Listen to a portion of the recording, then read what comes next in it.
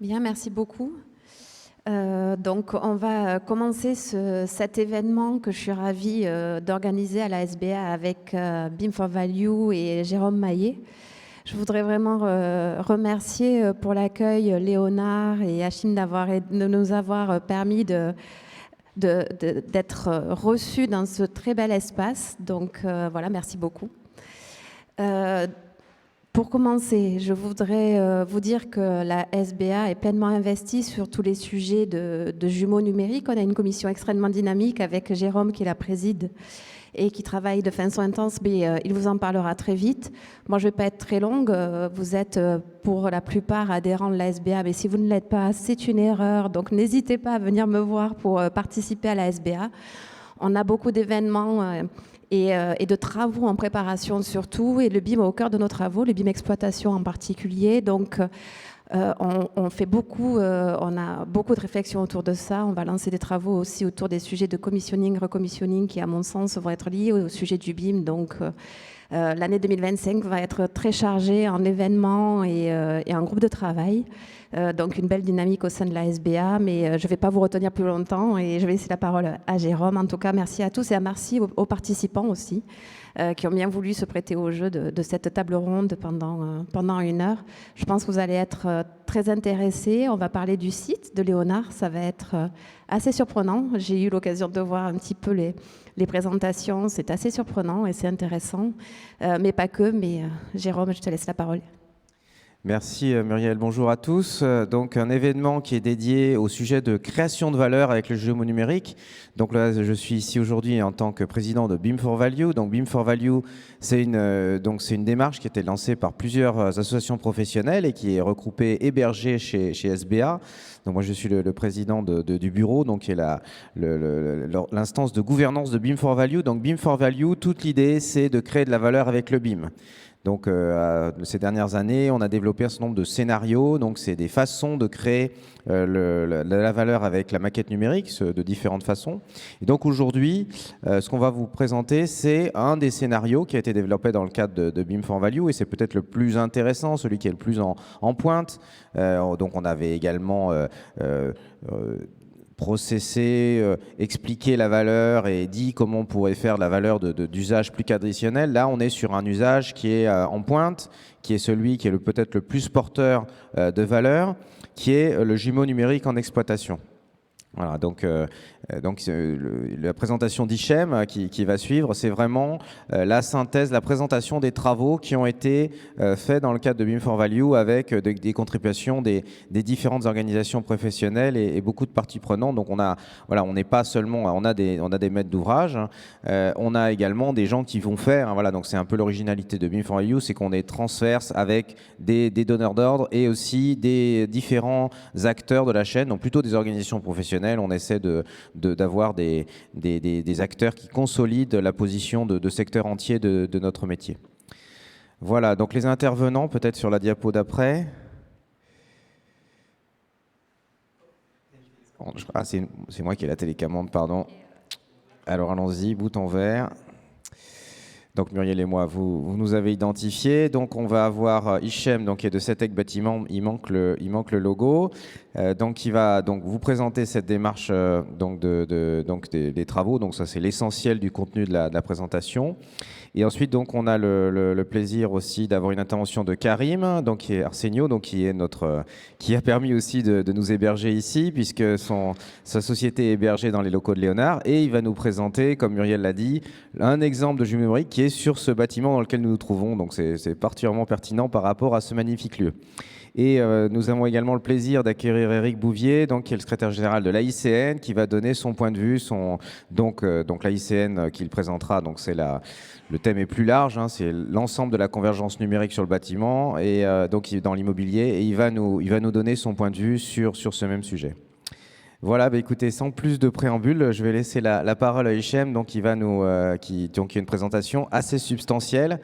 Voilà, donc je ne sais pas si on va prendre des questions au fur et à mesure, mais en tous les cas, l'idée c'est d'avoir un dialogue, hein, et notamment, voilà, on souhaite une séance vraiment très interactive. Merci. Merci Jérôme. Bonjour à toutes et à tous. Donc Hichem Abidat, ingénieur data et smart building au sein de CETEC Bâtiment, et je suis ravi d'être avec vous ce matin pour, en fait, en tant que représentant et de porte-parole du groupe de travail BIM for Value pour le jumeau numérique, pour vous faire un retour sur l'état de nos réflexions un petit peu sur le sujet. Donc en fait, la démarche globalement a été ou avait pour vocation de proposer un outil ou un groupe d'outils pour les propriétaires et les gestionnaires d'actifs immobiliers pour les aider à répondre à un certain nombre d'enjeux en lien avec la gestion immobilière. Et donc l'idée, c'était de leur permettre de valoriser les données de leurs actifs afin de mieux les valoriser, d'en améliorer la performance, de répondre à un certain nombre d'enjeux qui sont en lien avec la performance, la sécurité et le confort des usagers. Donc, ce qu'on voulait faire, c'était de proposer un certain nombre d'outils, comme je le disais, avec une explication de la valeur ajoutée de cette approche en lien avec le jumeau numérique, et puis derrière, des missions à répartir entre les différents intervenants sur un projet de construction et d'exploitation, donc tout au long du cycle de vie du bâtiment. Et puis derrière, en fait, tout ça se décline concrètement avec une méthodologie pas à pas pour expliquer un petit peu les différents modes de preuve et une approche vraiment concrète avec des outils et puis des exigences, des modes de preuve et des points de contrôle tout au long de la démarche. Alors, un point qui était intéressant, en fait, au tout démarrage, au début, qui était assez intéressant lors du groupe de travail, c'est un constat qu'on avait fait, c'était de se rendre compte au début des échanges qu'on avait autant de définitions autour de la table du jumeau numérique que d'acteurs présents. Et donc, il nous semblait quand même intéressant de vous faire un retour sur ce qui en est ressorti. Alors, même si on va dire que le but des échanges que l'on a pu avoir et du groupe de travail n'était pas de redéfinir ce qu'était un jumeau numérique, parce que globalement, il y a déjà eu un certain nombre de travaux qui sont super intéressants, à la fois, comme vous le voyez, par Syntec Ingénierie ou par un livre blanc sur le BIS et le BOSS qui a été fait par la SBA. Et donc, en fait, qui globalement définissent des définitions qui peuvent converger un petit peu sur certains aspects, mais qui ont comme fond, en fait, une représentation digitale d'un actif immobilier. Cette représentation digitale, elle peut avoir un certain nombre d'aspects, donc des données globalement qui peuvent venir de sources complètement différentes et hétérogènes, avec idéalement un référentiel commun qui vient ancrer l'intégralité de ces éléments-là autour de quelque chose, d'une colonne vertébrale qui va être, qui va driver l'intégralité des intégrations dans le bâtiment. En fait, ces données-là, globalement, peuvent être à la fois statiques ou dynamiques. On parle souvent de données chaudes et données froides. Globalement, la différence, c'est qu'en fait, il y a un foisonnement de ces données-là qui peut varier en fonction des besoins que l'on va avoir. Donc, on peut imaginer les données de la maquette numérique qui vont être le référentiel de base, donc qui vont régir l'intégralité des échanges, qui vont globalement avoir un foisonnement assez faible et donc un rafraîchissement et une mise à jour qui va être un peu lente dans le temps, versus des informations qui peuvent remonter de systèmes tiers comme des GMAO, des GTB et j'en passe, des outils ascenseurs, etc., qui, eux, peuvent globalement évoluer de façon beaucoup plus importante. Donc voilà, en fait, globalement, sur la définition du smart building, ce qu'il faut avoir en tête, c'est qu'il y a un référentiel qui est censé unifier toutes les informations entrantes sur un actif immobilier et en fait, qui peuvent être enrichies en fonction du besoin par des données qui vont évoluer plus ou moins rapidement. Donc voilà. Selon les différentes définitions, après, effectivement, en fonction du besoin, en fonction du niveau de maturité, on va avoir en fait différents niveaux de jumeaux numériques en fonction de la quantité d'informations et de la complexité du système d'information auquel on a affaire. Donc l'idée étant, globalement, plus je développe d'usage, plus je vais devoir intégrer de nouvelles informations et de les enrichir un petit peu à travers le temps. Donc, comme l'évoquait Jérôme au départ, l'approche BIM for Value est une approche qui est orientée valeur. Donc, en fait, c'était très important pour nous de d'abord identifier au démarrage de l'approche quels étaient les bénéfices qu'on voulait cibler et atteindre. On le disait également en définition et en préambule, c'est une approche globalement qui se veut évolutive et donc d'une certaine manière inclusive. L'idée étant de permettre en fait à l'intégralité des acteurs, qu'ils soient gestionnaires ou propriétaires d'actifs immobiliers, de s'intégrer dans cette démarche, peu importe en fait leur niveau de maturité digitale.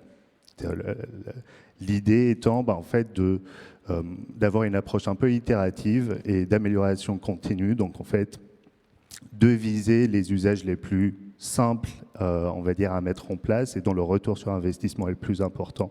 Et puis, de façon itérative, monter en puissance et en complexité des usages mis en place. Le premier parmi ces bénéfices attendus, c'est en fait, bien entendu, la maîtrise des consommations énergétiques qui peut être un levier, donc pour lequel le smart building peut être un super levier pour mesurer l'atteinte des objectifs voilà, et des attentes environnementales, qu'elles soient réglementaires ou pas, donc réglementaires quand on parle de décrets BACS, de décrets tertiaires, etc., ou alors non réglementaires qui vont être en lien avec les certifications et les labels environnementaux.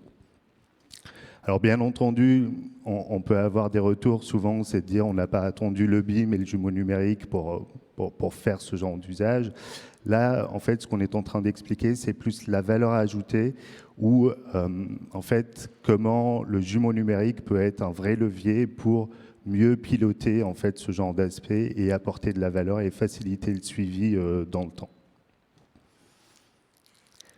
Un deuxième registre, ça va être la meilleure qualité de service rendue aux occupants. Ça, c'est des usages que l'on voit et qui sont de plus en plus demandés aujourd'hui dans la filière. C'est que, pareil, en fait, ça reste le jumeau numérique se présente vraiment comme un outil très intéressant en fait, pour proposer une expérience utilisateur et occupant assez innovante, en fait, vraiment orientée vers l'usager. Et donc en fait qui globalement a pour vocation d'améliorer les taux de satisfaction des utilisateurs dans un actif. Troisième point, c'est l'intégration de l'ensemble des compétences et des composantes de l'ouvrage pour faciliter la convergence des données et donc globalement apporter, donc faciliter, décloisonner les différents métiers donc pour globalement permettre de déployer de nouveaux usages et la préparation des prérequis nécessaires au déploiement d'usages encore plus innovants comme ceux liés à l'intelligence artificielle, etc. L'objectif derrière en fait ce bénéfice-là, c'est que souvent quand on commence à parler d'intelligence artificielle, d'études ou de projections un petit peu prédictives, souvent le point principal ou la contrainte ou le frein auquel on est confronté, c'est la disponibilité de la donnée. Parce que globalement, en fait, pour pouvoir faire de la projection, il faudrait avoir suffisamment de données historique, suffisamment bien structuré, etc., pour pouvoir s'orienter et faire des prédictions. Et souvent, en fait, c'est vraiment là où ça peut pêcher un petit peu. Donc, l'approche du mot numérique peut vraiment aider à capitaliser un petit peu sur cette donnée historique, la récolter, la structurer pour pouvoir vraiment en faire quelque chose et la valoriser dans l'avenir. Le suivi des indicateurs d'occupation d'un actif pour permettre l'adaptation des locaux à leur usage réel. Ça, c'est un usage sur lequel on va revenir plus tard pour vraiment le préciser un peu plus dans le détail. Mais l'objectif derrière, c'est vraiment d'avoir une amélioration de la prise de décision grâce à des données qui sont fiables et qualifiées sur la manière dont les différents locaux sont utilisés avec une donnée vraiment qualifiée, suivie, historisée. Et enfin, l'optimisation du pilotage des actifs grâce au suivi des indicateurs et des KPI, à la fois pour la partie maintenance préventive ou corrective, le carnet de santé des bâtiments, les demandes d'intervention, etc. Là, l'idée, c'est vraiment de pouvoir centraliser toutes ces informations-là, pouvoir les croiser différentes données qui peuvent avoir de la valeur. Là, par exemple, on parle de, en fait, de croisements de données qui peuvent provenir à la fois de la GTB sur des alertes, des dysfonctionnements, etc., versus ce qui est fait dans une GMAO sur la partie intervention par le prestataire dédié. Et en fait, là, on remarque vraiment une vraie valeur ajoutée sur, en fait, sur le croisement de certains types de données comme ça, qui sont, on va dire, dans un processus un peu plus classique, beaucoup plus cloisonné, beaucoup plus séparés les uns des autres. Pour vous donner un peu une idée plus claire, on a pu également identifier un certain nombre de, on va dire, de métriques qui sont un peu dans la littérature qu'on a essayé de compiler sur globalement ce que tout cela peut rapporter en termes de retour sur investissement, parce que globalement c'est souvent la question qui nous est posée et qui revient assez rapidement, même si elle est vraiment très compliquée à quantifier de façon concrète, mais il y a quand même quelques éléments dans la littérature qui montrent qu'il y a un certain nombre de gains à avoir, à la fois sur la connaissance, on va dire, du patrimoine. Ça, c'est un point qui est super important parce que la centralisation de la donnée finale, c'est vraiment l'un des éléments les plus apporteurs de valeur, on va dire, parce que ça évite de faire 3 fois le même audit pour aller récupérer la même information entre 3 services différents. Ça, c'est des choses que l'on voit assez souvent. Des liens qui sont liés ou des gains, pardon, qui sont liés à l'économie sur des budgets de travaux, parce qu'on a réussi à avoir de la visibilité dans le temps et donc potentiellement à regrouper un certain nombre de bouquets de travaux et donc éviter d'intervenir 2 fois pour faire, on va dire, des prestations ou des interventions qui sont très proches ou des travaux qui sont assez proches. Donc faire un ravalement de façade et puis revenir 6 mois après pour refaire les menuiseries. Ça, c'est des cas que l'on a déjà vus chez certains clients parce que justement, ils n'avaient pas cette visibilité à moyen long terme et donc qui les empêchait de pouvoir anticiper ce genre de choses. Jérôme, tu as envie d'intervenir ? Oui, je t'interromps une seconde, ce qui te permet de reprendre ton souffle. Donc je pense qu'on peut peut-être prendre quelques questions, commentaires sur cette première partie. Donc pour l'instant, on est dans la valeur, les bénéfices qu'on attend, enfin la définition, et puis qu'est-ce qu'on attend. Donc vous voyez que les bénéfices, ils sont très larges, très variés. Donc il y a des bénéfices très techniques qui tournent au cours de l'économie d'énergie, de l'optimisation de la maintenance. Donc là, on est plutôt dans le hard. Voilà, on voit bien les économies qu'on peut faire sur les économies d'énergie, l'optimisation de la maintenance. On voit qu'il y a des coûts immédiats qui sont cernables. Ensuite, il y a des choses qui vont être plus difficiles effectivement à capter, qui n'apparaissent pas explicitement sur cette diapo, mais qui sont plus ce qui est lié à la satisfaction des occupants. Donc là, c'est beaucoup plus difficile à cerner puisqu'on est sur du RH. En fait, c'est la question, c'est combien ça coûte à une société d'avoir des locaux qu'est-ce que ça rapporte plutôt à une société d'avoir des locaux plus accueillants, où il y a une meilleure fidélisation.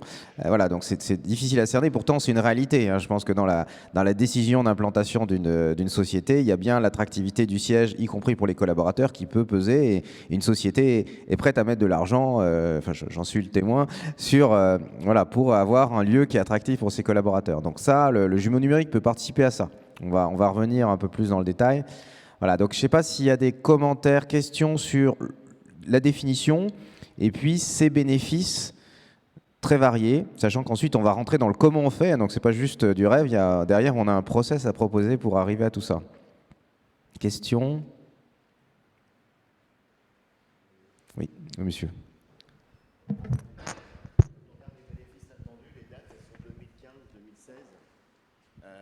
Donc est-ce que ça a été confirmé? Parce que là, on est quand même en 2024, bientôt 2025, donc ça fait 8 ans. On sait que le BIM, ça a mis du temps à démarrer. Les jumeaux numériques, il n'y en a pas énormément sur les bâtiments. Enfin, il y en a de plus en plus, mais opérationnel, il n'y en a pas tant que ça. Donc voilà, juste, est-ce que ces chiffres se sont confirmés, voire augmentés? Voilà. En fait, malheureusement, c'est les seules sources que l'on a pu trouver qui évoquaient vraiment un vrai retour sur investissement chiffré avec un vrai travail de fond. On ne sait pas forcément pourquoi, mais moi j'ai l'impression que ces dernières années, on a moins fait ce travail-là. Je pense qu'il y a eu des réticences. Peut-être que ces chiffres-là, à un moment donné... en fait, la difficulté, c'est que je pense qu'on est beaucoup plus réticent aujourd'hui à donner des chiffres comme ça, parce que ça part vraiment du... Quand on parle de retour sur investissement, ça dépend vraiment du point de départ, en fait. C'est-à-dire entre un acteur qui a déjà une certaine maturité digitale et un certain nombre de process qui sont mis en place, etc. Si vous voulez, le fait de... la marge pour lui à atteindre n'est pas du tout la même que pour un client, si vous voulez, qui n'a aucun référentiel structuré, qui n'a jamais eu de réflexion de fond sur la partie digitale. Donc... monsieur. Donc je pense que voilà, ce que je peux dire, c'est qu'en fait ces dernières années, on a moins des éléments de littérature qui apportent ce genre de réponse. Oui, peut-être un complément. Donc effectivement, on manque d'évaluation, hein, globalement, ça on peut que le déplorer.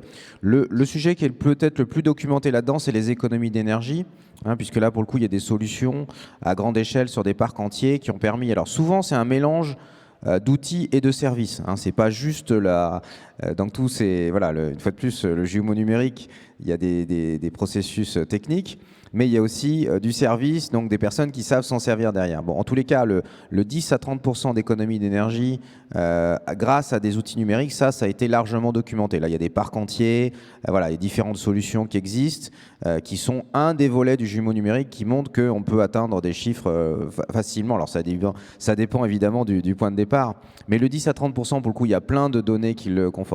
Les autres, c'est beaucoup plus difficile. Hein. Effectivement, on a beaucoup moins de données et on est en manque d'évaluation. Et je ne parle même pas des sujets plus RH, fidélisation, là, qui sont extrêmement difficiles à cerner. Oui, monsieur. Oui, un petit commentaire donc, sur ces chiffres-là. Il y en a un que je connais particulièrement. Je voudrais dire que ces chiffres-là sont des chiffres idéalisés. C'est-à-dire que c'est possible, oui, si on a un bon jumeau numérique.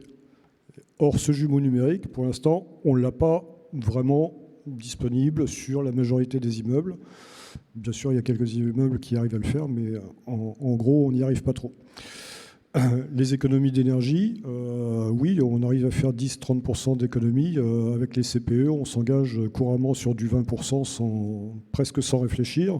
Dans certains cas, on peut aller jusqu'à 60%, mais sans forcément du jumeau numérique. Il est évident que s'il y a un jumeau numérique, on peut dire aussi on a 60% d'économie, mais ce n'est pas que le jumeau numérique. En ce qui concerne la maintenance, c'est pareil. La maintenance, on va pouvoir aller plus directement sur un appareil. On sait que c'est une pompe de telle marque, de tel modèle. On arrive avec la pièce. Donc, effectivement, on va gagner du temps, à condition qu'on ait la bonne information dès le départ. Mais cette information-là, on pourrait l'avoir aussi dans un bon DOE, préparé pour la GMAO. On pourrait tout à fait avoir la marque, le modèle, le type de la pompe. Et ça nous ferait, cette GMAO nous ferait déjà un jumeau numérique. Les GTC sont des jumeaux numériques aussi. Hein. J'avais milité aussi à l'époque avec le Syntec pour dire que la définition du jumeau numérique, ce n'était pas forcément une maquette 3D, ça peut être un schéma dynamique comme on en trouve dans les GTC. Donc voilà, il y a beaucoup de choses à dire sur ces jumeaux numériques. Qu'est-ce que c'est qu'un jumeau numérique? Est-ce que ça peut exister? Alors pour moi, je vais faire la question-réponse. Pour moi, oui, bien sûr, ça peut exister. Est-ce que ça doit exister? Je dirais oui, parce que si on se projette dans 20 ans, ça existera. À quel coût? Je dirais presque peu importe. On sait que ça va arriver. Par contre, ce qui manque aujourd'hui, c'est la prescription. Il faut qu'on ait des cahiers des charges qui prennent en compte dès le début ce jeu numérique, dès le début du projet, c'est-à-dire dès l'avant-projet. On doit prendre en compte cette nécessité d'exploitation. On doit spécifier dès le départ qu'on veut un DOE numérique bien fait, ni trop peu, ou alors un DO numérique très complet pour les travaux modificatifs ultérieurs et un DO numérique beaucoup plus simple pour l'exploitation, etc., etc. Donc il y a du travail à faire, mais je pense qu'il faut remonter en amont pour respécifier et faire repartir ce BIM, ce jumeau numérique dans une bonne direction. C'est justement l'approche qu'on essaye d'avoir. C'est vraiment, c'est un petit peu le même constat auquel on était arrivé. Vraiment, c'était de se dire, essayons de commencer à homogénéiser, à uniformiser un petit peu la démarche, mais en passant justement par les preneurs de décision, par les maîtrises d'ouvrage et donc par les propriétaires et les gestionnaires. Donc, oui, donc moi je suis en accord avec ce que vous dites. Hein. Effectivement, on peut peut-être démonter un certain nombre de faux messages. C'est peut-être pas mal de le faire à l'envers. Alors, faux message numéro 1, il faut effectivement faire un gros investissement technologique. Plus on fait un gros investissement technologique, plus on a des résultats. Bon, ça c'est faux. Voilà, donc effectivement, on peut avoir des très bons résultats avec des outils très simples. Alors, il y a quand même un peu de numérique, notamment pour les économies d'énergie, il faut de la mesure quand même, quoi. Sans mesure du tout, c'est difficile. De toute façon, on ne sait même pas mesurer le résultat. Donc bon, il faut un minimum d'outils numériques. Mais par contre, effectivement, le gain n'est pas proportionnel du tout aux outils qu'on a. Donc, ce n'est pas forcément des solutions très lourdes. Et effectivement, ce n'est pas automatique. Voilà, d'une part, ce n'est pas proportionnel à l'investissement dans le digital. Mais c'est même pas automatique du tout. Si vous pouvez mettre une solution, enfin il y a plein d'exemples de ça, de personnes qui ont essayé de mettre en place des solutions numériques très complexes et qui en tirent pas de bénéfice du tout ou très peu parce qu'il n'y a pas l'utilisation, il n'y a pas le bénéfice, il n'y a pas eu forcément la démarche. Vous avez raison de dire aussi que tout ça doit anticiper. Il faut qu'il y ait une valeur. La valeur souhaitée doit être exprimée très en amont, hein, et ensuite toute la chaîne doit s'organiser en fonction de la valeur. Voilà. Donc une fois de plus, la performance est un résultat d'un certain nombre d'outils, d'un process et de personnes généralement qualifiées pour s'en servir. Voilà. Donc c'est ça qui fait la performance. Et effectivement, ce genre de performance est atteignable que s'il y a un minimum d'alignement entre ces trois aspects. Hein, donc une fois de plus, des outils, des process et aussi un certain nombre de compétences. Autre question, intervention ?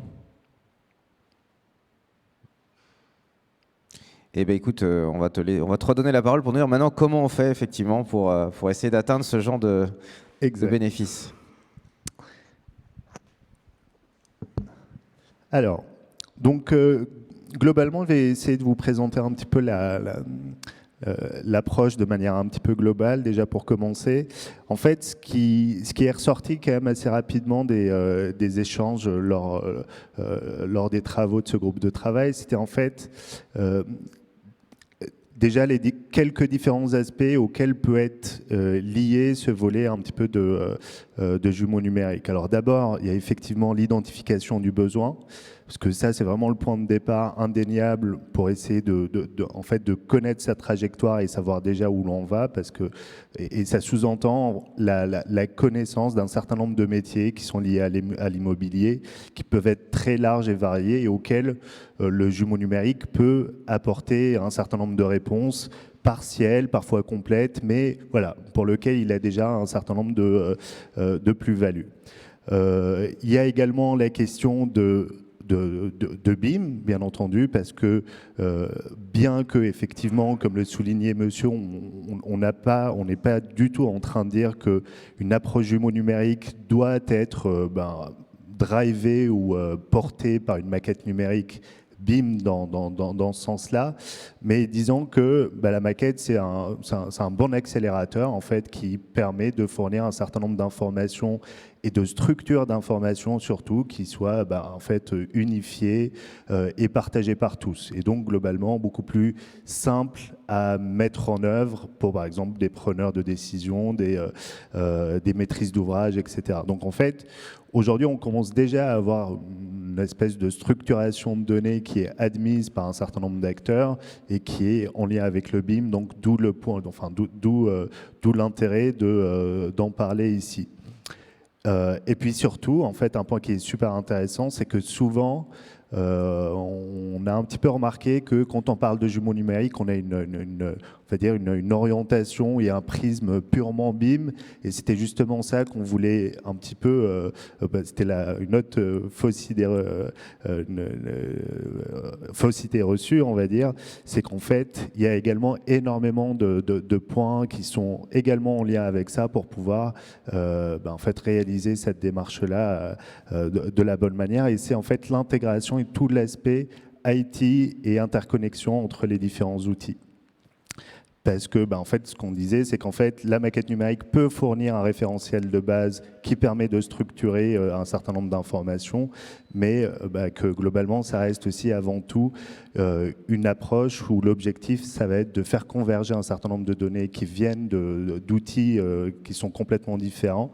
Et on remarque que généralement, ce qui pêche, c'est vraiment cet aspect interopérabilité tout au long des phases du projet où, en fait, on a un focus qui est spécifique à la maquette, mais on ne réfléchit pas en amont sur finalement comment une GMAO va pouvoir s'intégrer avec une maquette, avec les informations, des inventaires qui peuvent en provenir, comment une GTB va venir s'accrocher à cela, voilà. Et donc comment on va faire vivre tout ce système d'information de façon cohérente et pérenne dans le temps.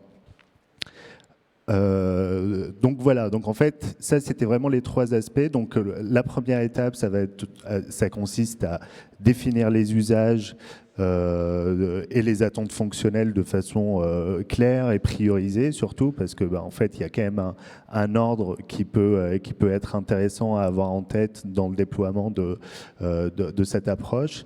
Il y a l'étape sur les référentiels et les descriptions technique et géographique de l'actif. Donc là, c'est super important de savoir quel référentiel et quelle est la donnée et on va dire la source qui va régir en fait chaque type de données et quel référentiel est géré par quel système.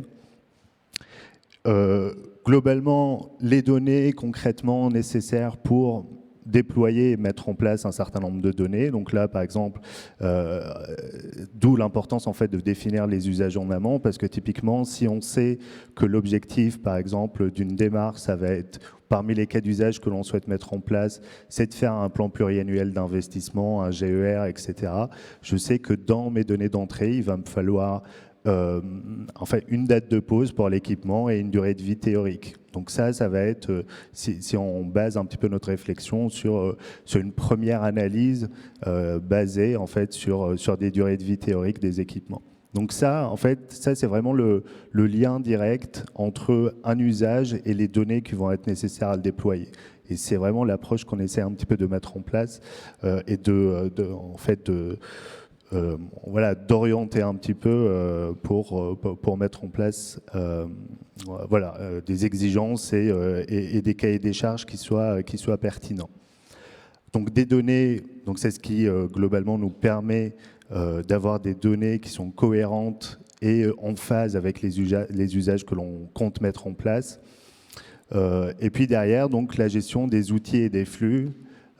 Ça aussi, c'est une idée reçue qu'on voit aussi de temps en temps, c'est qu'en fait, dans la tête de certains propriétaires, de certaines maîtrises d'ouvrage, le fait de disposer d'une maquette numérique est synonyme de la possibilité de déployer des usages, etc. En fait, pour eux, il suffit d'avoir un viewer BIM, etc. pour pouvoir...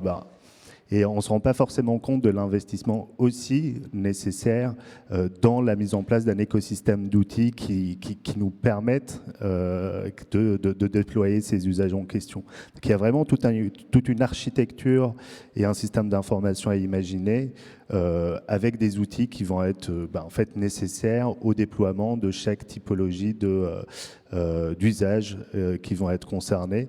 Et donc, une réflexion sur ce système d'information pour répondre aux attentes fonctionnelles.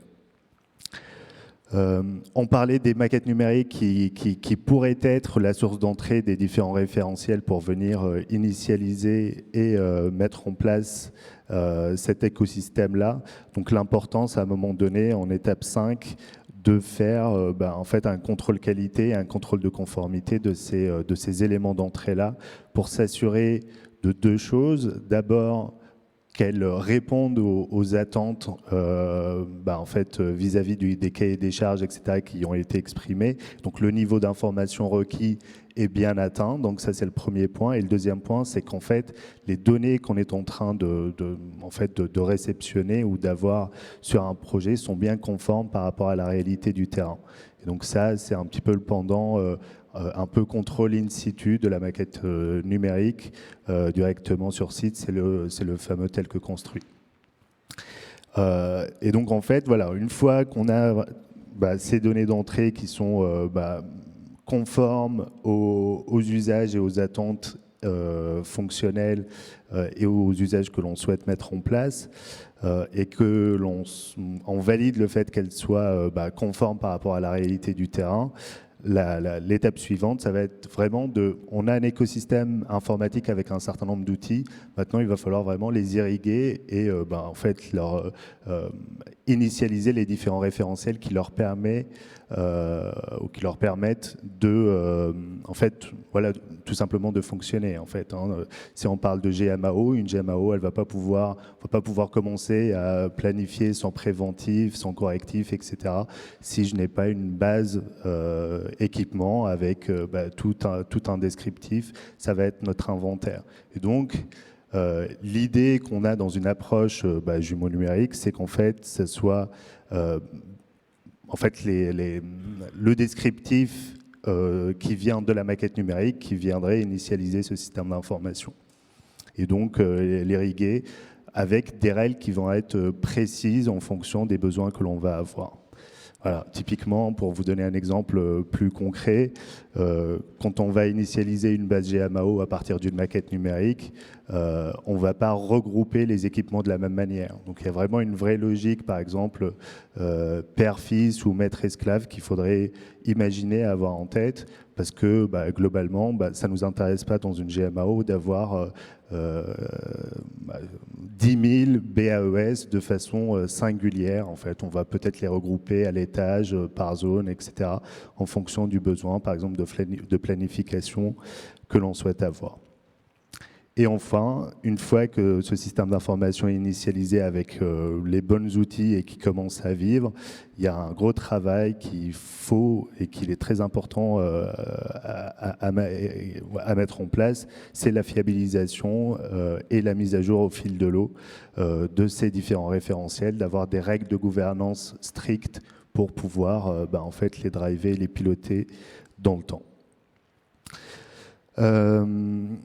Voilà, en fait, un point également qui nous semble important, c'est qu'en fait, il y a vraiment toute une démarche finalement de fond qui va être en lien avec le commissioning de jumeaux numériques, qui va être en lien avec toutes ces étapes-là et qui globalement est là tout au long de la démarche en filigrane, qui consiste vraiment à s'assurer de la conformité des différentes étapes et de la cohérence globale de l'approche. Parce que voilà, comme vous le voyez, ça peut vraiment faire appel à un certain nombre d'acteurs, à un certain nombre d'intervenants qui n'ont pas forcément la même compréhension et la même vision des différents items abordés. Et donc voilà, cet aspect commissioning, il assure une certaine cohérence globale de l'approche. En fait, voilà, c'est un petit peu le gardien du temple en fait de cette approche-là. Alors, en fait, dans l'approche, l'idée, c'est qu'on détaille un petit peu, étape par étape, quels sont le contenu des différentes étapes, avec à chaque fois des points de contrôle et des modes de preuve pour lesquels on invite les propriétaires, les gestionnaires, les maîtrises d'ouvrage à aller regarder, à y accorder une attention particulière. On va peut-être détailler le premier, mais on avancera assez rapidement sur les autres. Là, par exemple, pour le premier point, qui est la définition des usages utiles en phase d'exploitation, ce qui est important à avoir en tête, c'est la vérification de l'adéquation des usages avec le niveau de maturité digitale des différents acteurs impliqués. Ce qu'on disait tout à l'heure, c'est que idéalement, c'est une approche un peu itérative dans laquelle on commence par les usages les plus simples à mettre en place et avec le retour sur investissement le plus intéressant avant de s'attaquer à des choses de plus en plus complexes. Et donc ça, c'est très important d'être aligné avec le niveau de maturité de ces services et, voilà, et des différents acteurs de façon générale. Un autre point, c'est de s'assurer que les cas d'usage sont priorisés donc selon une logique effort-bénéfice. Et globalement, les modes de preuve, concrètement, ces usages et ces attentes fonctionnelles, elles sont clairement indiquées et explicitées dans la charte et dans le cahier des charges BIM Exploitation où on vient en fait, les détailler un peu plus dans le détail. C'est super important pour donner, on va dire, une visibilité sur les attentes en lien avec le projet.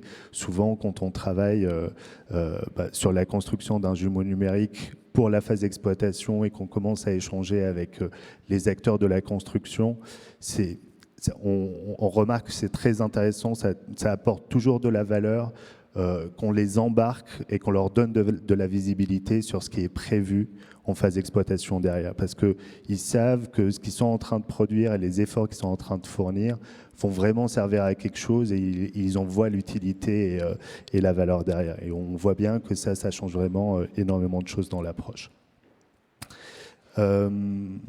Jérôme ? On peut peut-être faire une petite pause là aussi. Voilà, donc là, on est au cœur de la méthodologie. Donc, une fois de plus, le but, c'est d'arriver à un jumeau numérique qui est adapté, qui fonctionne effectivement, qui donne effectivement les données qui vont être utilisées.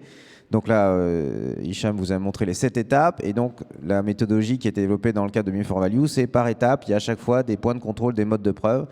On va peut-être pas les passer tous en détail parce que c'est un peu long, mais voilà, tout ça, ça existe. Donc, on a vraiment mis au point une démarche étape par étape qui ne précise pas exactement la technologie qu'il faut employer. Voilà, on est ouvert en termes de technologie, mais par contre, on pense qu'il faut passer par tout ce process-là. Pour la fin, il y a une chance d'avoir les bénéfices qui ont été évoqués plus tard. Et effectivement, dans le premier, tu reviens sur un point qu'on a évoqué, tout ça, ça doit être adapté aux personnes qui vont l'utiliser. Hein. Donc, il faut effectivement que l'outil soit, voilà, si vous n'avez pas les compétences à terme, vous n'avez pas les compétences qui sont en interne chez l'utilisateur ou le client, etc., qui vont être capables d'utiliser ce genre d'outils. Il faut savoir s'adapter.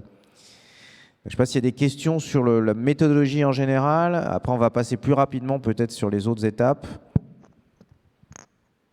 Oui. Tout seigneur, tout honneur, Sébastien. Est-ce que tu peux revenir sur la page usage, s'il te plaît? Usage ou... Oui, usage, oui. Alors, carrément les bénéfices avant, là, c'est ça ou... La première étape. Alors oui, c'est la première étape, en fait, oui. La définition, ouais. Oui. Définition des usages. Ouais. Le seul point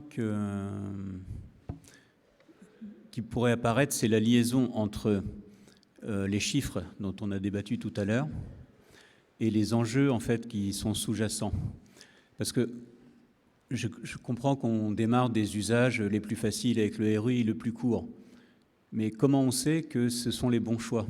Parce que ce n'est pas parce que c'est un ROI court que ça correspond aux enjeux. Donc le point de départ qui est de dire finalement quelle est la performance attendue par rapport à mon ouvrage en exploitation, je veux telle performance. Par exemple, je veux des budgets de travaux qui soient maîtrisés, voire je veux des économies d'énergie. Donc c'est finalement mes KPI qui correspondent à mes enjeux et après donc qui sont un peu une donnée d'entrée sur quel va être le périmètre de mon futur jumeau numérique en exploitation. Voilà, donc c'est juste... Tout à fait. Donc tu peux avoir une approche, effectivement, on peut tout à fait imaginer des usages qui demandent beaucoup d'efforts et aussi qui amèneront beaucoup de bénéfices. Hein. Donc il y a certains acteurs qui demandent ça. Après, on est un peu prudent parce qu'effectivement, c'est par rapport à la montée en compétences. Avoir des usages très ambitieux, ça demande aussi une forte montée en compétences. Donc il faut être sûr, une fois de plus, qu'il va y avoir les compétences à la clé. Voilà. Mais mon point, ce n'est pas des usages ambitieux. Mon point, c'est des usages qui correspondent à la demande. Bien sûr, bien sûr. Et parce qu'on a souligné avant un point qui était comment on fait pour embarquer une demande qui se traduit par une prescription, etc. Donc si on veut revenir... Oui, tu as raison, c'est un peu sous-entendu, bien sûr. Ça, il faut que peut-être qu'il y a dans tous les bénéfices qu'on a évoqués avant, peut-être qu'il y en a plus. Ça dépend évidemment de l'identité du client, du donneur d'ordre. Il y en a certains qui vont être plus importants. Voilà, non, parce que tu vois, on parlait de l'attractivité. Donc moi, par exemple, je peux dire, pour mon entreprise, le plus important, c'est d'attirer des talents. Tout à fait. Alors là, je ne raisonne pas forcément sur je veux un ROI très court. Oui, c'est tout juste à fait. Que si je n'attire pas des talents, je vais avoir des gros problèmes dans mon entreprise. Voilà. Effectivement, oui, non, mais on est totalement en phase avec ça. Hein. C'était peut-être un peu trop implicite, mais évidemment, tout le monde n'est pas obligé de vouloir atteindre tous les bénéfices qui sont là. Hein. Il y a quelqu'un qui peut dire non, mais ça, c'est pas mon sujet, ou très faiblement. Bon. En général, tout le monde est preneur d'économie d'énergie, mais il y en a pour qui ça peut être assez secondaire. Et par contre, effectivement, le cœur du sujet, c'est l'attractivité. Ou inversement.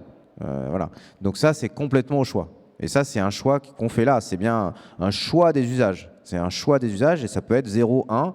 Et ensuite, voilà, ensuite, effectivement, dans chaque type de bénéfice, c'est là où on est un peu prudent sur le côté incrémental parce que les gros gaps, bon, c'est un peu, voilà, ça demande un gros investissement, une grosse montée en compétences. Mais effectivement, c'est possible de faire un choix complètement customisé dans les usages. Hein. On peut dire qu'il y a certains bénéfices qui n'intéressent pas du tout le donneur d'ordre ou au contraire, il veut mettre une grosse priorité sur d'autres. Effectivement, tu as raison, Sébastien, c'est peut-être pas assez clair. Hein. Mais oui, mais maintenant qu'on en a discuté, c'est vrai, en relisant, on voit ces éléments-là, mais c'était juste en élément. C'était un peu implicite, ouais, ça va mieux en le disant. Langage, c'était peut-être. Ça va mieux en le disant, ouais, tu as raison. Oui, Merci. Tout à fait, mais on est totalement en phase. Ça peut être très tranché suivant les bénéfices.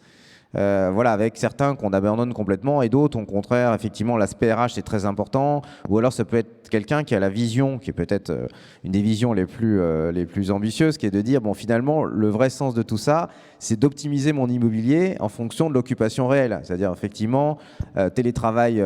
Voilà, certaines entreprises elles ont du télétravail assez consistant ou des collaborateurs qui sont en déplacement.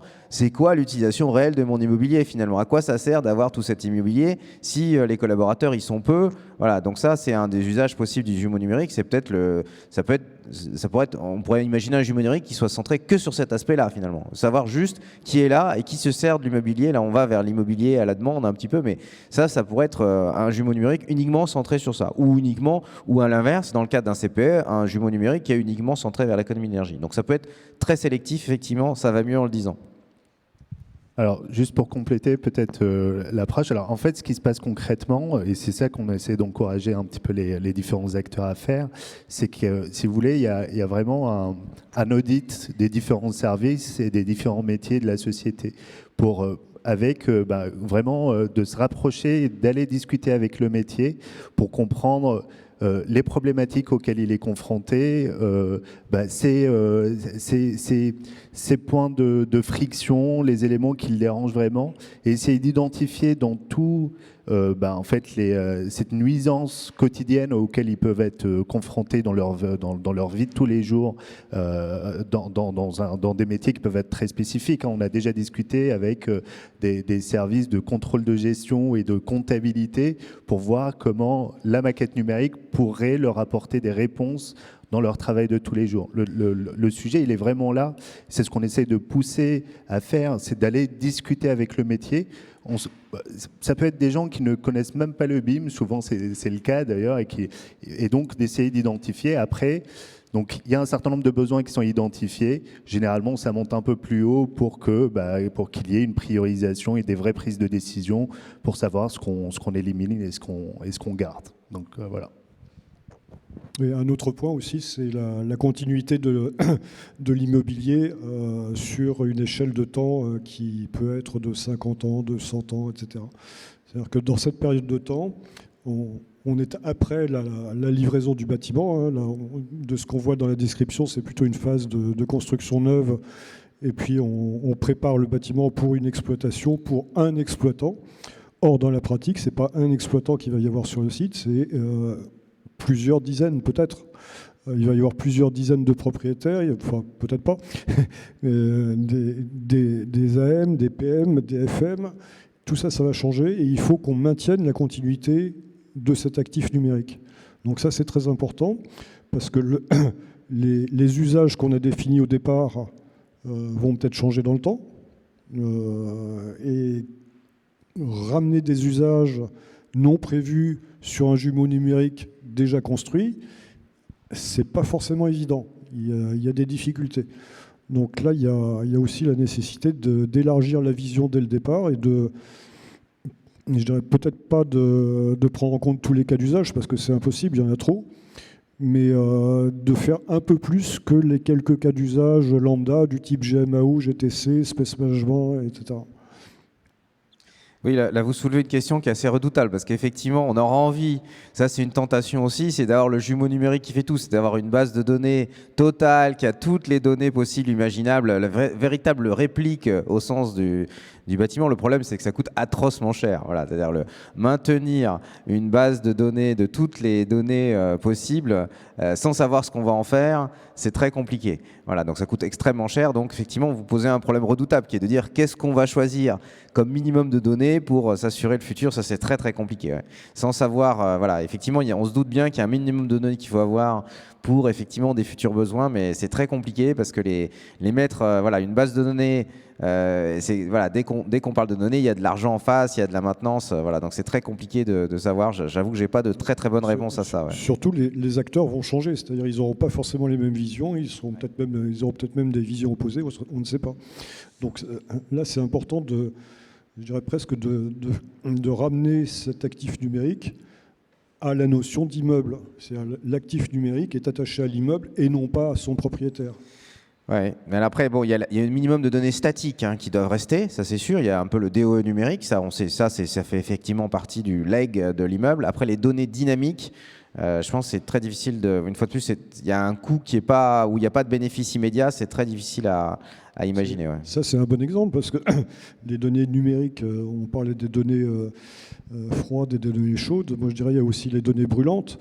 Les données brûlantes qui sont celles qui sortent de la GTC. Hein. Il y a plusieurs dizaines toutes les secondes, toutes les 10 secondes, toutes les minutes.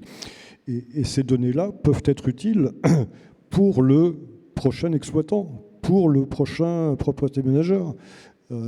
L'IA, elle peut exploiter des données d'il y a 5 ans, d'il y a 10 ans.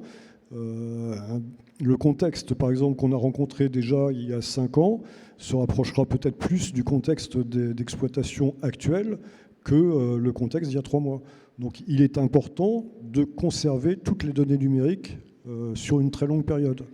D'où le problème de la propriété de la donnée, etc., confidentialité, RGPD, bon, etc. Sébastien voulait intervenir, je crois, sur ce même sujet. Moi, je trouve que tu as fait une très bonne réponse, Jérôme.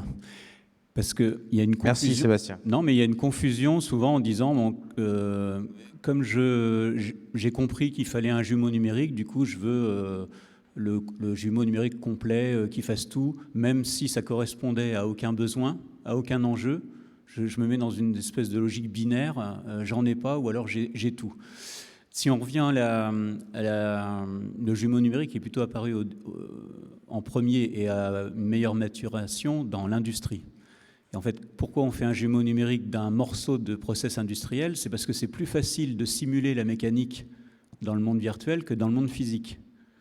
Et donc, pour mettre au point une nouvelle ligne de production ou pour l'améliorer, c'est plus facile de faire des calculs et de faire tourner un modèle d'IA sur un ordinateur que d'essayer toutes les combinaisons possibles avec des engins de levage, des clés à molette, etc.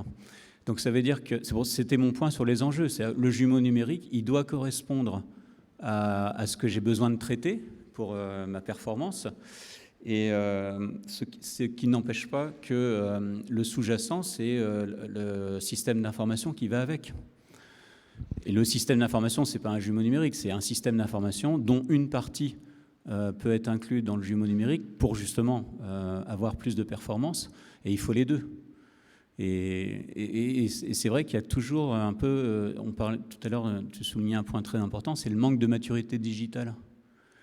Et donc c'est là-dessus où il faut travailler pour bien comprendre par rapport aux besoins que j'ai, quels sont les outils et les méthodes qui vont m'être utiles pour atteindre ces objectifs, et tout en ayant un référentiel et des précautions sur les échanges de données, parce qu'il faut prévoir le futur de ce système d'information. Parce que si je me mets dans un Minitel, je sais que dans 3 ans plus tard, je vais être obligé de tout recommencer, ça va me coûter très cher.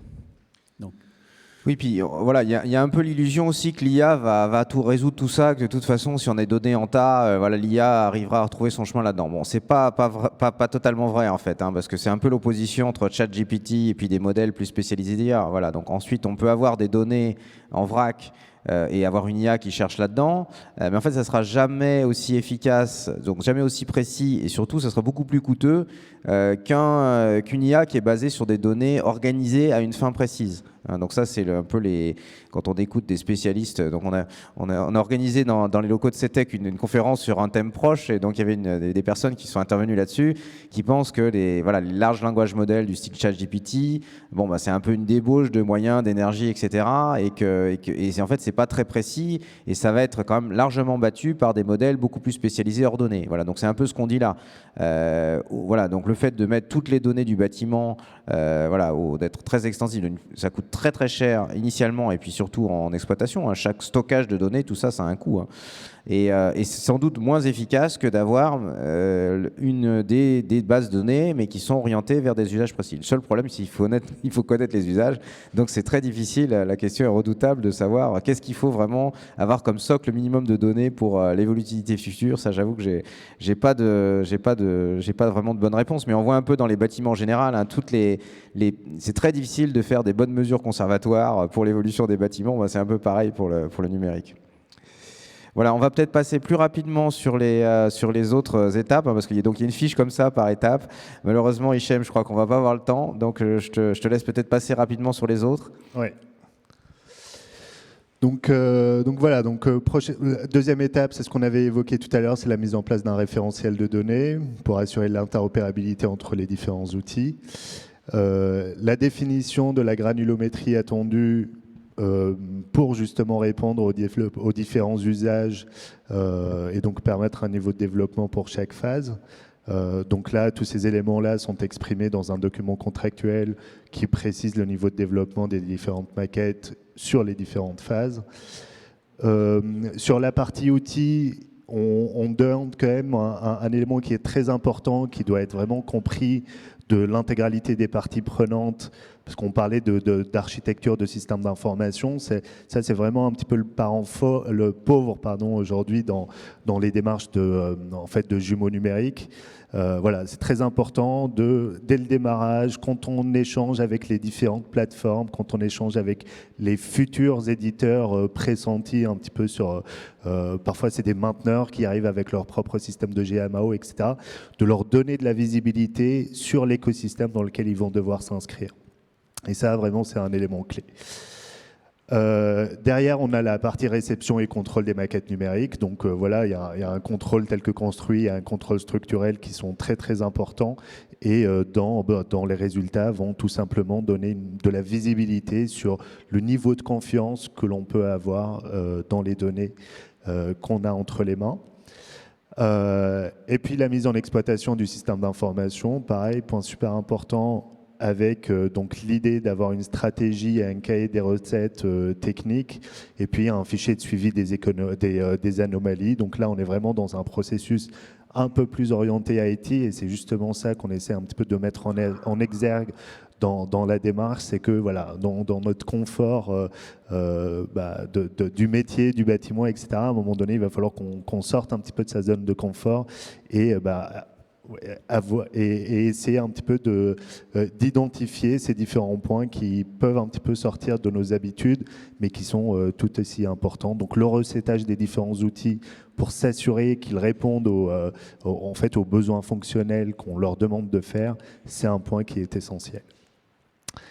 Ensuite, voilà, donc il y a toute la partie sur, comme je disais tout à l'heure, sur la gouvernance, la gestion et la fiabilisation de ces données dans le temps. Ça, c'est un point qui est très important à mettre en place, parce qu'effectivement, c'est le gage en fait que les usages qu'on est en train de mettre en place ne se basent pas sur de la donnée qui est caduque, qui n'est pas propre, qui est mal qualifiée ou qui n'est tout simplement pas vraie en fait. Donc ça, c'est vraiment toute l'importance de cet élément-là. Là-dessus, très rapidement, on commence à avoir quand même quelques éléments qui nous semblent assez positifs. Aujourd'hui, on voit de plus en plus de baux locatifs qui commencent à intégrer cet aspect où on demande au preneur de rendre une maquette numérique qui est propre et fiable par rapport à ce qui lui a été délivré au départ. C'est-à-dire, vous arrivez, vous prenez un bail de location, un bail preneur qui dure 10, 12 ans. À la fin de votre bail, vous devez une maquette numérique qui est conforme conforme à la réalité du site tel que vous l'avez laissé. Donc il y a quand même on va dire, des évolutions qu'on commence à voir et qui sont intéressantes. Donc ça répond, je pense, en partie à la question de monsieur ou à la remarque qui disait que voilà. Et ça, pour nous, ça constitue déjà un premier socle d'informations et de données qui peuvent être sur lesquelles on peut capitaliser pour continuer l'exploitation du site, indépendamment du preneur ou du locataire que l'on va avoir. Donc voilà un petit peu pour finir. Donc c'est le point qui est essentiel sur la fiabilisation et la mise à jour de la base patrimoniale. Derrière, on a explicité quand même quelques usages, par exemple sur la partie sur le suivi des performances énergétiques de l'ouvrage, pour donner un petit peu des idées sur l'intérêt de ce que ça peut permettre, et par exemple, des différents outils que l'on doit connecter, interfacer, etc. pour développer ces usages-là. Donc vous le voyez, en fait, en fonction de ce qu'on cherche à mettre en place, il y a vraiment un écosystème spécifique qu'il faut réfléchir en amont et qu'il faut adapter. Donc là, typiquement, si on a envie de suivre les performances énergétiques d'un ouvrage, le BIM qui apporte la colonne vertébrale des référentiels qu'on évoquait tout à l'heure va être interfacé avec une GTB.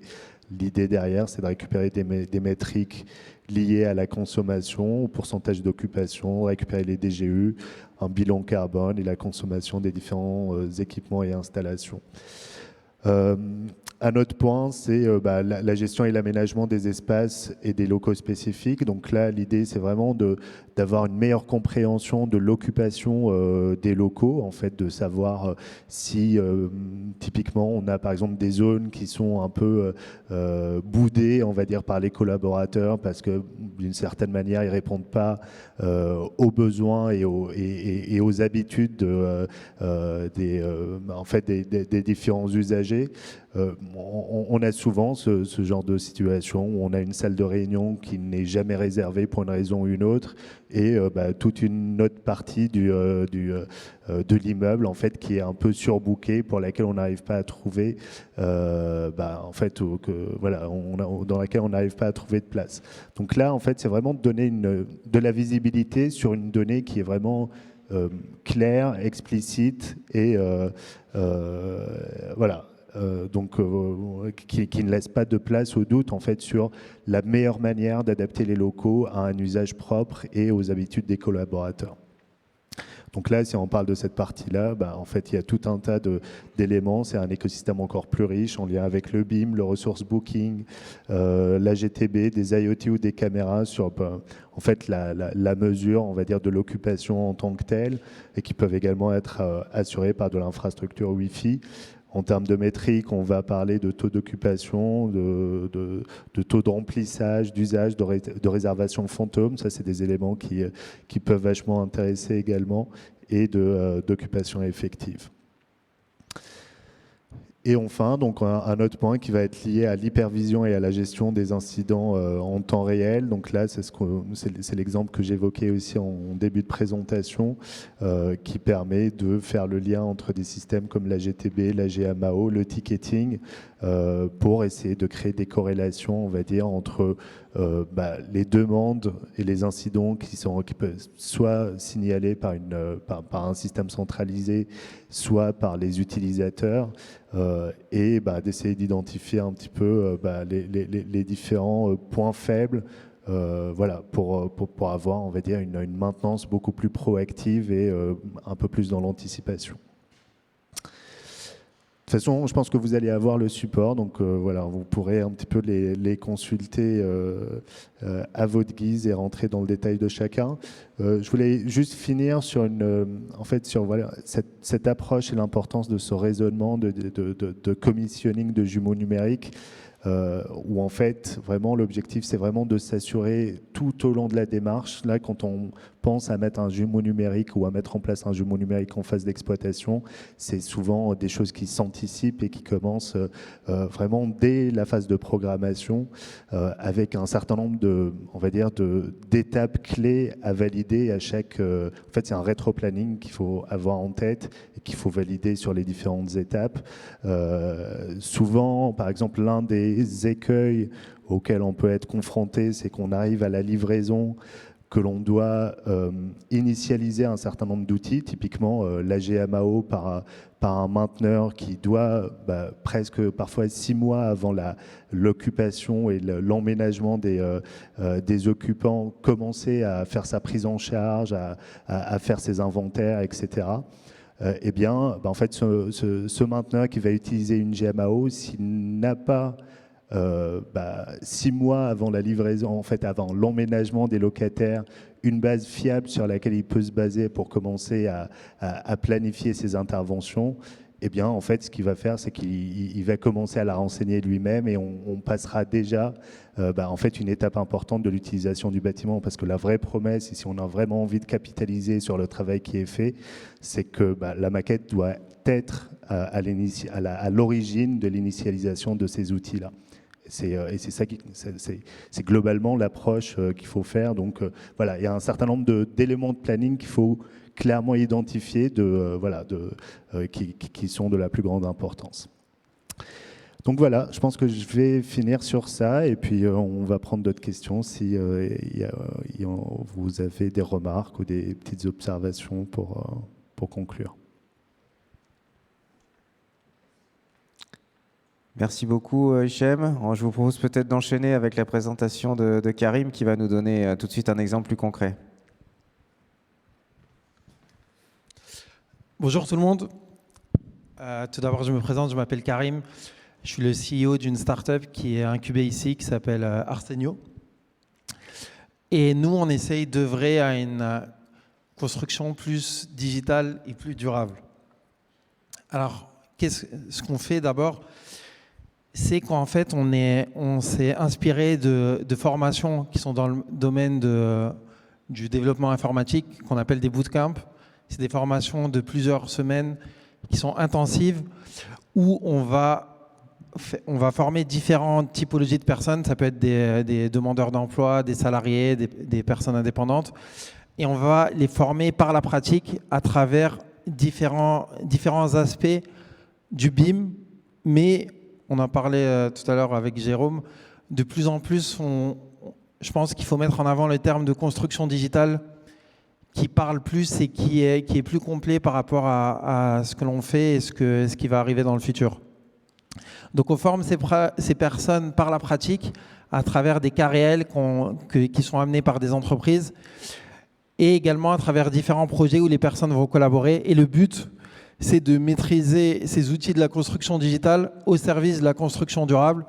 Donc ça peut être l'économie circulaire, ça peut être la rénovation énergétique, ça peut être la mise en avant de matériaux biosourcés, géosourcés, ou alors le calcul de l'impact carbone. Pourquoi j'ai fait cette introduction sur ce que l'on fait à travers notre bootcamp? C'est pour vous montrer, là, vous êtes tous des experts à différents niveaux, mais le but de créer ces jumeaux numériques, c'est qu'ils servent à un plus large public que nous-mêmes. Et donc, avec des apprenants de notre formation, on a commencé à réaliser le jumeau numérique du bâtiment dans lequel vous vous trouvez. Donc, ce bâtiment, il a été créé en 2018. On a commencé à créer ce jumeau numérique l'année dernière. Et en fait, on est parti de la donnée existante qu'on avait. La donnée existante qu'on avait, c'était les DOE. Vous êtes dans le domaine de l'immobilier et de la construction. Vous savez, vous connaissez la fiabilité d'un DOE à la fin d'un projet. Je ne vais pas faire plus de commentaires, mais il a fallu en tout cas vérifier certaines choses. Et donc, avec des apprenants de notre formation, on a repris les métrés, on a regardé un peu les différents équipements, on a vu si ça correspondait bien aux fiches produits, etc. Et on a commencé le prototype de ce jumeau numérique. Donc, vous le voyez ici, je pourrais vous le montrer même en 3D.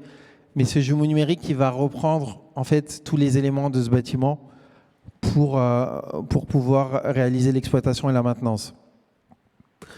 Donc là, par exemple, la salle où vous vous trouvez actuellement, qui s'appelle Inspire, le hall d'accueil où vous avez pu prendre un café, tout ça a été numérisé et digitalisé. On n'a pas utilisé de scan. On a repris les plans en 2D, on a repris les métrés et on a réalisé ce jumeau numérique Et ce n'est pas seulement la maquette architecturale, c'est également les maquettes CVC, plomberie, électricité et même mobilier. À votre avis, combien de temps ça a pris pour réaliser ce jumeau numérique avec toutes ces maquettes? Avec 3 personnes qui travaillaient dessus. Grosso modo, on n'est pas au juste prix, mais à votre avis, pour des gens qui, je le rappelle, n'étaient pas dans le BIM à la base, étaient architectes, conducteurs de travaux, techniciens, et ils ont réalisé cette modélisation et rentré les informations. Vous avez une idée?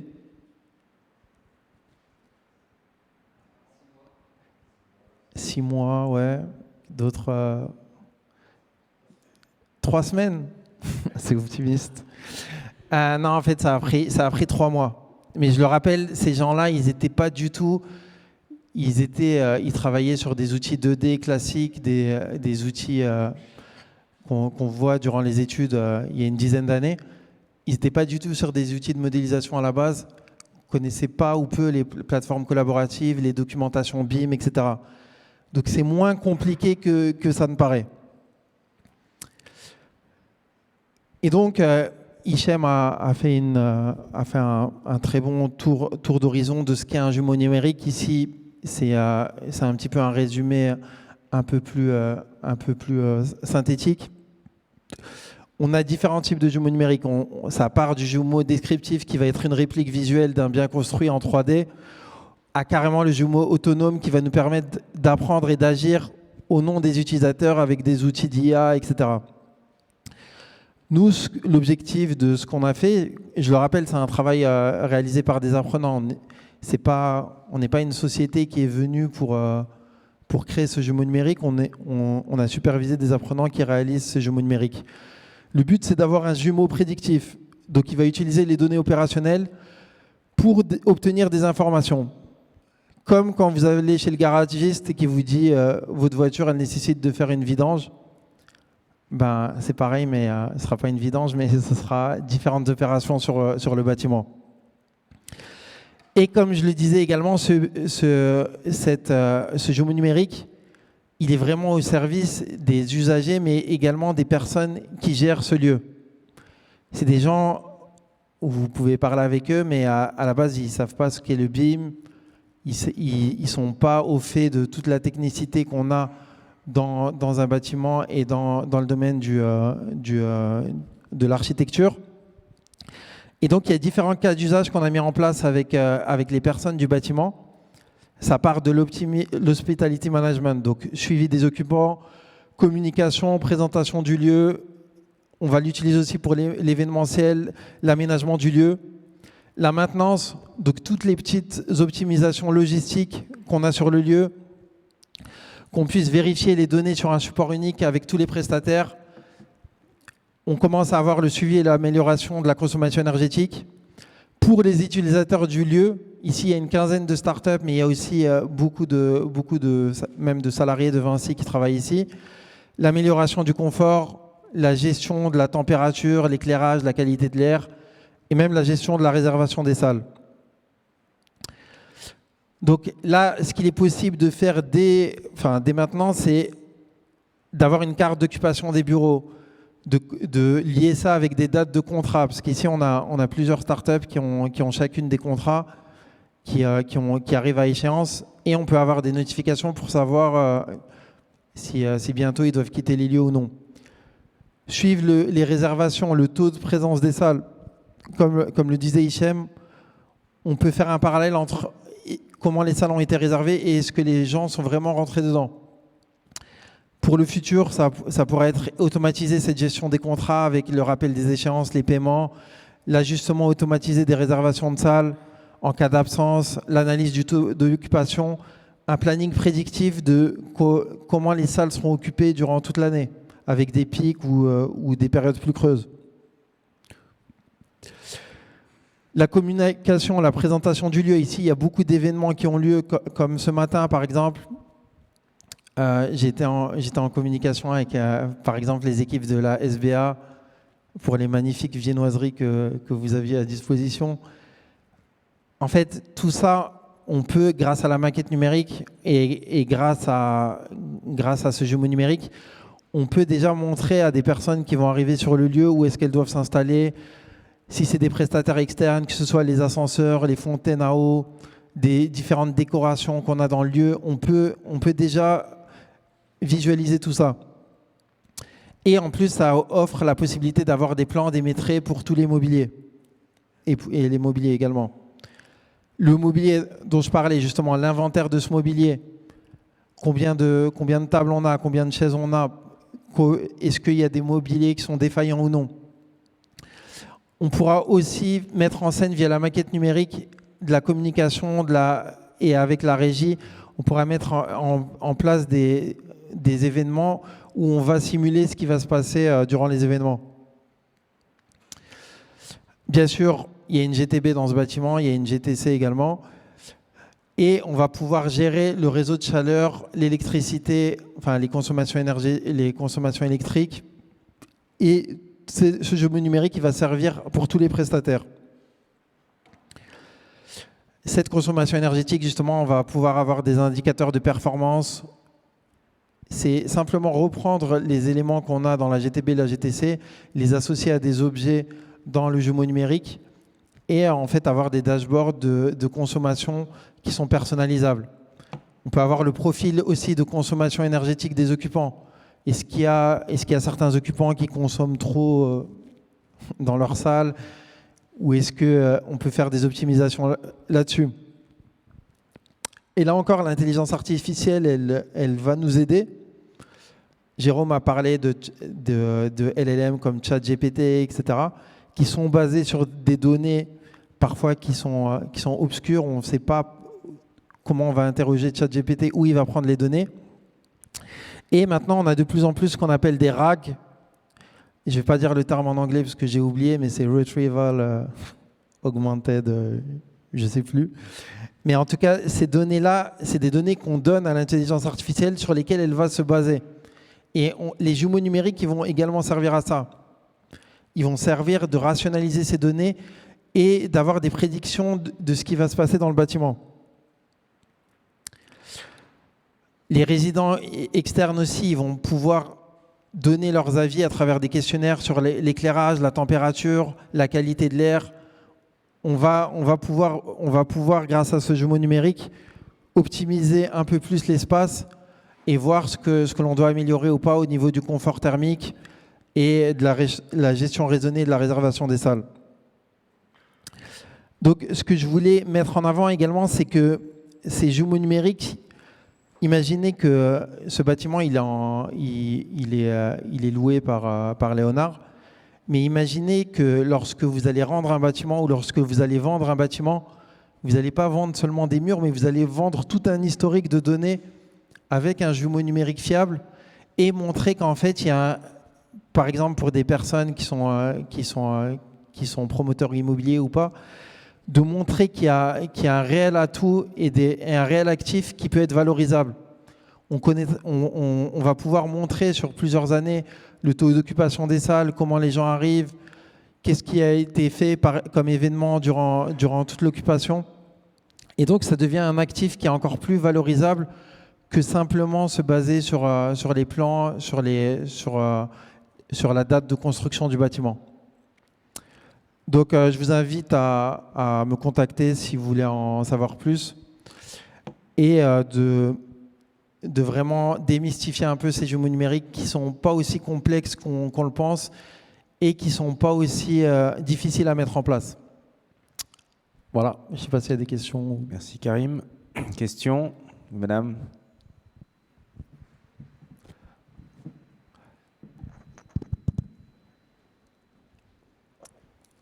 Marie-Laure, c'est une personne qui a fait notre formation en plus.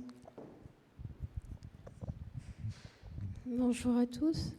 Karim, je voulais te poser une question par rapport à peut-être un des défis que représente le bon usage du BIM, à savoir à partir du moment où on arrive à un certain stade avancé de l'utilisation du BIM jusqu'au stade d'exploitation d'un bâtiment de façon automatisée, est-ce qu'il n'est pas important, d'autre part, de pouvoir avoir la possibilité de revenir sur une utilisation manuelle, comme ce qui se fait par exemple pour le pilotage automatique d'un avion, de pouvoir revenir en manuel, une utilisation manuelle pour contrôler et moduler selon les situations qu'on n'aurait pas peut-être pu imaginer dans certains cas. Ok, je ne suis pas sûr d'avoir bien compris la question, mais je pense que, comme le disait le monsieur, excusez-moi, je connais pas votre nom, mais en fait, on pourra rentrer aussi dans ces jumeaux numériques des consommations énergétiques qu'il y a eu sur plusieurs années auparavant, même avant la construction de ce jumeau. Et ça va nous permettre de prédire comment on va devoir changer des équipements, comment on va devoir adapter des périodes creuses ou non, et adapter toute notre consommation. Donc, toutes les données qu'on a déjà dans un bâtiment, même si on n'a pas les maquettes numériques ou autres, elles vont pouvoir être rentrées dans ce genre de jumeau numérique. Bien sûr, ça nécessite un paramétrage entre les objets et ces données. Mais je pense que ça va pouvoir aussi valoriser des bâtiments existants qui avaient ces données, mais qui ne savaient pas comment les valoriser.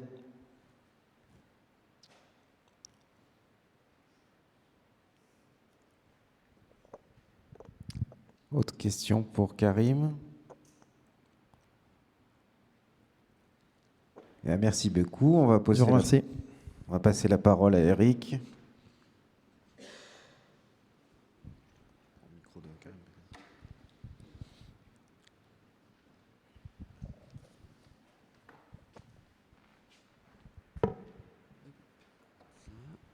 Bonjour à tous. Je vais faire rapide parce que je crois qu'on est un petit peu en retard, donc on va faire très rapidement.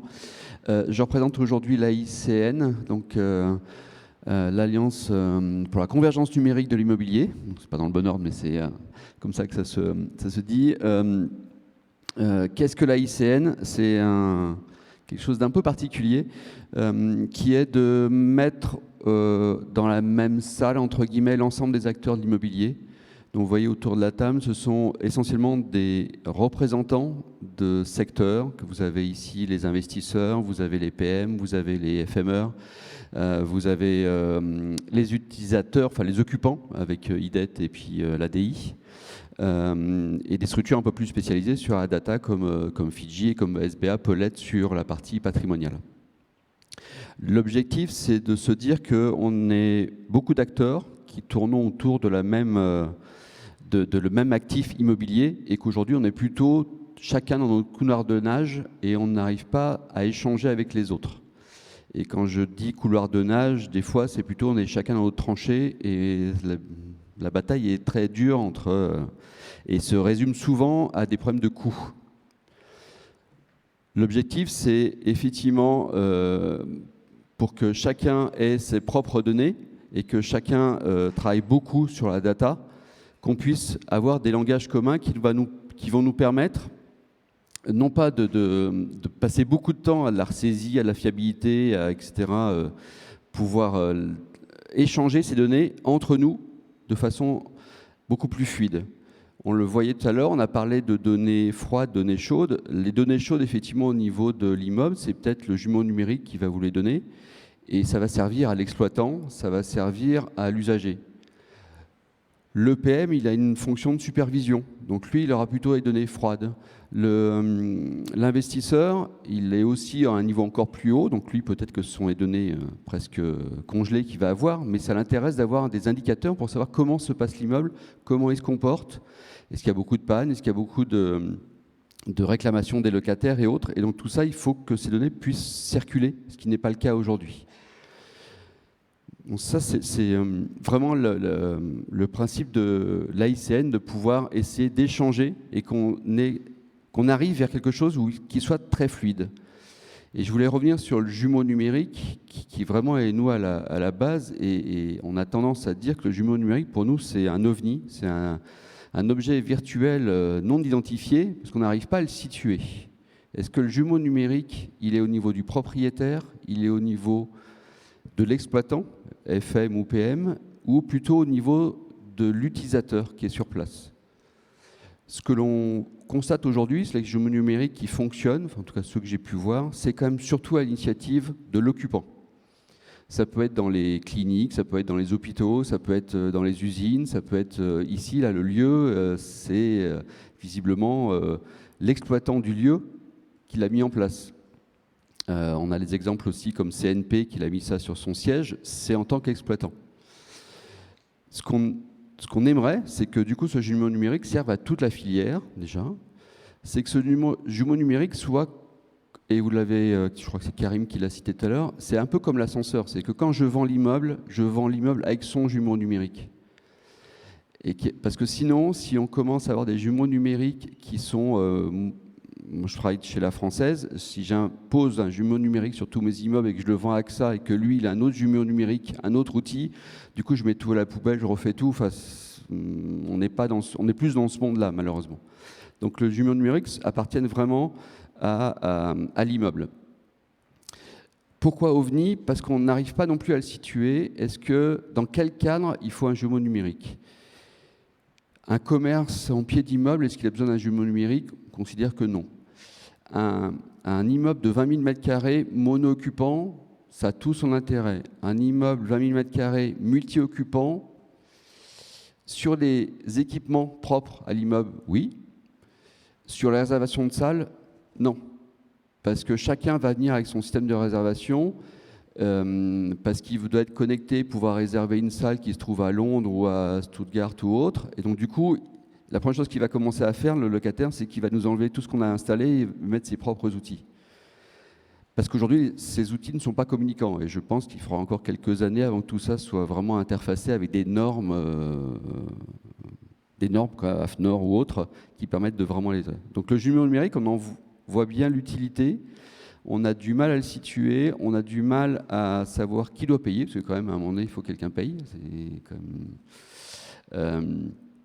Donc, les propriétaires veulent bien payer, mais si ça leur permet de vendre plus cher, donc effectivement, comme le disait Karim, on vend avec une base de données, on vend avec tout l'historique de ce qui s'est passé.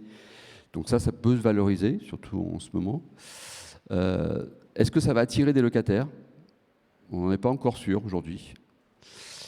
Et par contre, moi, j'avais une question par rapport à ça, parce que j'ai vu tout à l'heure que vous disiez que ça faisait des économies de moins 30% sur l'énergie. C'est grosso modo ce qu'on doit atteindre dans le décret tertiaire. Ce sont des chiffres de 2015, je crois 2015-2016. Pour vous, quelle est l'explication? Pourquoi on n'est pas allé tous vers le jumeau numérique sur tous les immeubles? Quels sont les freins? Parce que c'est ce qui peut-être manqué un peu tout à l'heure. Quels sont les freins à la mise en place de ces jumeaux numériques? Je ne sais pas si tu as une réponse, toi. Alors oui, alors je vais peut-être reprendre. Tu as soulevé plusieurs questions importantes. Alors effectivement, donc il y a toujours une contradiction entre la permanence du jumeau numérique et le fait qu'il doit être adapté aux besoins de l'occupant. Ça, c'est quand même une contradiction. On a envie qu'il y ait des choses qui se passent comme ça, mais en fait, on voit que si ça ne répond pas à une préoccupation immédiate, le système, enfin voilà, personne ne va mettre les coûts en face. Parce que ça rejoint la deuxième question que tu as soulevée, c'est qui doit payer? Celui qui va avoir envie de payer, c'est celui qui a les bénéfices. Ça, c'est pas compliqué. Ou alors, effectivement, il peut y avoir une approche marketing en espérant que... Mais voilà, globalement, on pense que ceux qui ont envie de payer pour le jumeau numérique, c'est ceux qui vont avoir les bénéfices. Donc, c'est effectivement plutôt les occupants. Alors, à part, ils peuvent payer avec différentes raisons. Ils peuvent payer parce que ça leur fait faire des économies d'énergie. Ils peuvent payer parce que ça a effectivement un avantage en termes de RH ou d'optimisation de leur immobilier. Donc, on va dire que les bénéfices étant plutôt au niveau de l'utilisateur, c'est plutôt l'utilisateur qui va avoir intérêt à investir, sauf si effectivement le propriétaire ou le promoteur vont vouloir utiliser ça comme un argument marketing pour voilà, je t'offre un bénéfice. Bon, plus délicat parce qu'il faut qu'il y ait toujours en face, il faut quelqu'un qui se saisisse de l'outil. Voilà.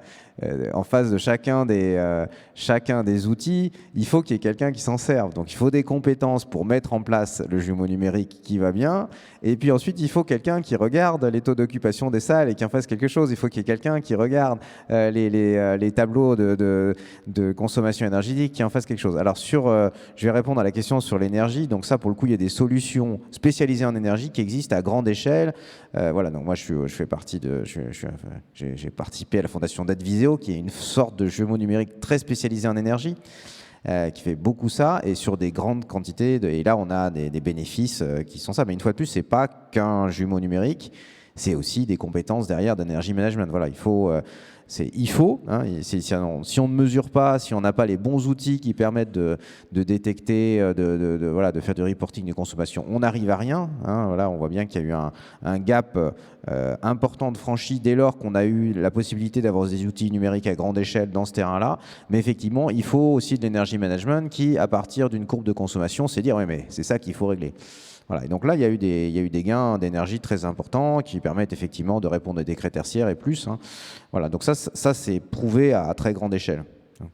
Effectivement, il y a eu une obligation réglementaire qui a fortement poussé cet aspect-là. On n'a pas du tout le même type de levier sur d'autres types d'usages qui restent plutôt à du volontariat et qui relèvent plutôt on va dire, d'utilisateurs éclairés. Voilà. Donc Hichem pourra expliquer ce qu'il fait, par exemple, pour Total. Je ne sais pas s'il y a peut-être des aspects confidentiels, mais voilà. Bon, donc on a un utilisateur là très éclairé qui est prêt à faire des choses considérables parce que voilà, c'est effectivement, il a une vision en tant qu'employeur, notamment RH, voilà, et donc il est prêt à investir pour avoir le meilleur endroit pour travailler en France. Voilà. Donc ça c'est une vision possible. Ouais. Donc voilà, j'espère avoir un peu répondu à tes questions, à tes ouvertures. Après c'est un tout petit peu, pas décevant, mais disons que ça ne va pas nous permettre d'aller très vite, parce que si c'est l'occupant, ça veut dire qu'effectivement, il n'y a que des grosses sociétés qui ont déjà cette culture-là qui vont y aller. Et tous les petites structures ne vont pas y aller parce qu'ils ne vont pas connaître les coûts. Et surtout, nous, ça ne nous permet pas d'avoir un PPA construit au niveau du propriétaire. Ça ne nous permet pas de faire des investissements de structure. Donc je pense qu'il faut arriver à trouver un mix entre les deux. Au niveau du jumeau numérique, il y a une partie qui nous sert à nous, propriétaires, il y a une partie qui sert à l'occupant, il y a une partie qui sert peut-être au FMR pour surveiller ce qui se passe dans l'immeuble. Donc il y a alors effectivement, donc on peut. Alors c'est pas forcément des gros. Tu vois, je pense pas. Donc là, évidemment, au total, j'ai pris des plus grosses boîtes de France. Mais on peut imaginer des solutions qui sont relativement rustiques, puis sont adaptées à des plus faibles investissements. Une fois de plus, le jumeau numérique, c'est pas forcément un boss énorme. Voilà, donc le building operating system, voilà, c'est pas forcément des couches logicielles hyper lourdes qui coûtent très très cher. Ça peut être des choses très simples. Voilà, donc Adviseo dont on parlait, ça s'applique à des bâtiments très courants. Voilà, il n'y a pas de voilà. Pour le coup, il peut y avoir des jumeaux numériques spécialisés qui s'appliquent à des bâtiments, voilà, et à des petits utilisateurs. Ce qui est plus compliqué, effectivement, j'ai pas de réponse. C'est effectivement ce qui correspond aux propriétaires. Bon, il y a sans doute effectivement un minimum qui est plus autour de la gestion technique et des consommations, qui intéresse aussi le propriétaire. Là, il va falloir viser effectivement quelque chose de beaucoup moins cher, beaucoup plus rustique. Donc, je pense que ça peut exister.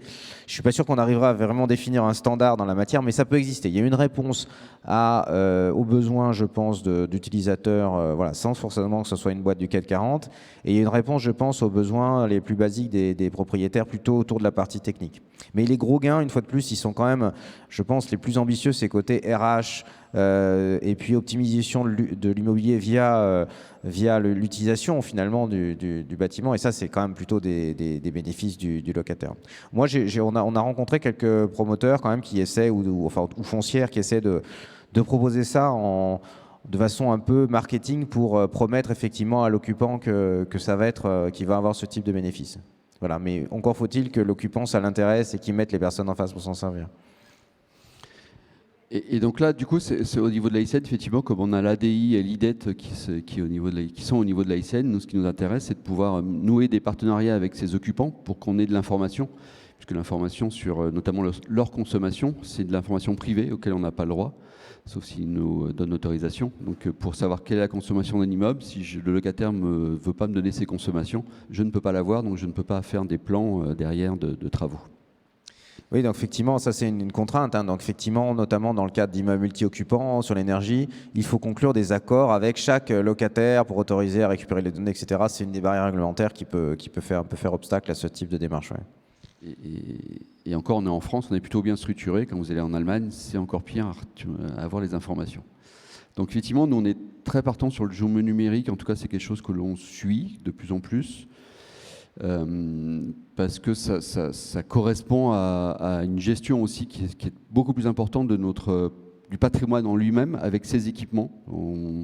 Il faut qu'on fasse durer les équipements plus longtemps, il faut qu'on les rende plus performants, il faut qu'on travaille sur le carbone embarqué aussi, comme vous le savez. Donc du coup, oui, il y a on change un équipement, mais s'il vient de l'autre côté de la planète et qu'il a été construit en des conditions particulières, du coup, en carbone embarqué, ça peut être une opération négative.